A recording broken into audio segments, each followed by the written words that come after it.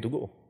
Macam mana peralihan tu tuanku, sebab ramai yang tertanya-tanya pelantikan Datuk Onn Hafiz sebagai Menteri Besar. Saya ketua penerangan UMNO waktu tu duk kempen sebagai apa ni? I think it was a way ke bawah duli tuanku nak menunjukkan janganlah ketepikan pandangan dia ataupun yang melantik Menteri Besar ni adalah raja.